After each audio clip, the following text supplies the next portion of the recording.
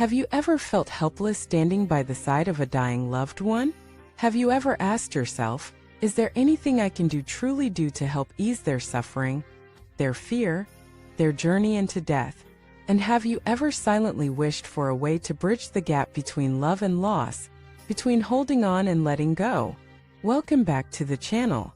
I'm truly grateful you're here with us for today's incredibly important and tender conversation.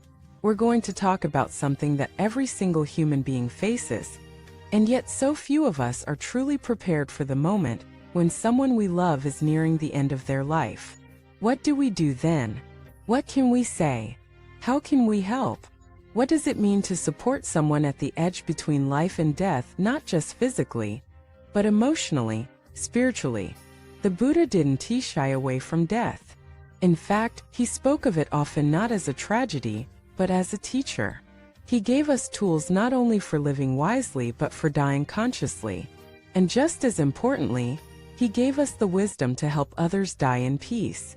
Today we'll explore how the power of the three jewels, the Buddha, the Dharma, and the Sangha can be a source of comfort, clarity, and transformation during the final moments of life. Whether you're caring for an aging parent, sitting beside a sick friend, or preparing for your own journey one day, this conversation is for you. Let us begin by acknowledging something very real. Death brings up fear. For the person dying, it's the fear of the unknown, the fear of pain, the fear of being forgotten, the fear of letting go of everything they've ever known. And for those of us who stay behind, it's the fear of loss, the fear of regret, the fear of saying goodbye forever. But underneath that fear is love. Deep, raw, powerful love. And it's that love, when guided by wisdom, that becomes the greatest offering we can give to someone who is dying. The first and most profound thing you can offer is your presence. Not your advice. Not your plans. Not your distractions. Your simple, grounded, loving presence. To sit beside someone who is dying and simply be with them, holding their hand, breathing with them. Allowing silence is one of the greatest acts of compassion. It's a reminder that they are not alone, that even in the face of death, connection remains. But presence is only the beginning. There is also power in spiritual invocation, calling upon the strength and grace of the three jewels. Let us start with the Buddha. To invoke the Buddha at the time of death is to bring into the space the energy of awakening, peace, and freedom. It doesn't mean you're trying to convert anyone. It means you're calling upon the energy of enlightenment itself. Even simply chanting Namo Buddhaya or Namo Amida Buddha can fill the atmosphere with light, calm, and serenity. The dying person may not be able to speak.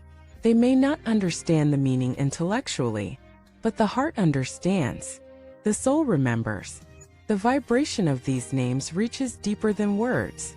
It creates a field of safety, clarity, and release. Then there is the Dharma, the teachings.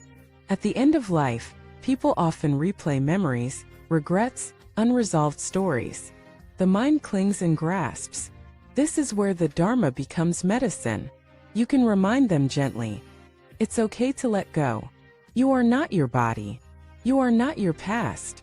You are not your pain. You are light. You are love. You are returning to peace. Or you can read simple, comforting passages from the sutras. Verses that remind them of impermanence, compassion, rebirth, and liberation. Not to preach but to soothe. To guide the mind gently toward acceptance and peace. Then we have the Sangha, the spiritual community. Even if you're alone in the room, when you invoke the Sangha, you are surrounded. Every practitioner, every monk, every seeker across time and space who has sat with death, who has held space for the dying, you call upon them to light a candle, whisper a prayer. You are not doing this alone, and the person dying is not leaving alone. There's a story from the Buddhist tradition of a woman named Qigong. Her child died, and in her grief she went from door to door asking for medicine to bring him back. No one could help her until she met the Buddha. He told her to find a mustard seed from a household that had never known death. She searched everywhere, and in every home, she heard the same thing. we have known loss too. And in that realization, she began to understand the nature of impermanence. That death is not a punishment. It is a return, a release, a passing through. This story reminds us, we are not alone in grief. We are part of a great stream of humanity, all walking each other home. But what else can we do? We can help the dying person create a sacred space, clean the room, light incense or soft candles if allowed, play gentle chanting or peaceful music, remove distractions, electronics, noise, speak in whispers. Let love be the dominant atmosphere. Encourage them to let go of anger, of resentment, of unfinished business. Help them forgive. Help them be forgiven. Tell them the things you've always wanted to say. I love you. Thank you. I'm sorry. It's okay to go. Offer blessings. Say, may you be free from suffering. May you be at peace. May you remember your true nature. May you go toward the light with courage and joy. You may cry. That's okay. Let the tears be part of the blessing. Grief is love without a destination. But when grief is held in wisdom, it becomes grace. And what about after they're gone? The work doesn't end. You can continue to chant for them, dedicate merit, offer prayers. In many traditions, the soul lingers for a period of time. Your love, your prayers, your remembrance, they matter. But more than anything, the greatest offering you can make is to live your life fully and consciously in their honor, to transform your own suffering, to awaken, to serve, to love. Because when one person wakes up, the ripple touches many. So if someone you love is nearing death, or even if you're contemplating your own mortality, remember this: death is not the enemy, fear is the enemy. And the antidote to fear is presence, prayer, and the power of the three jewels. Trust the process. Hold their hand.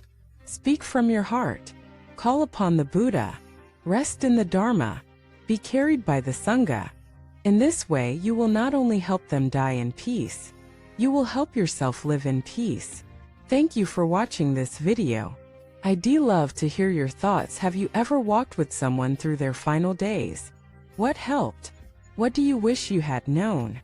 Please share in the comments, and don't forget to like, subscribe, and share this video if it brought you clarity or comfort. Together, let us bring light to even the darkest thresholds of life.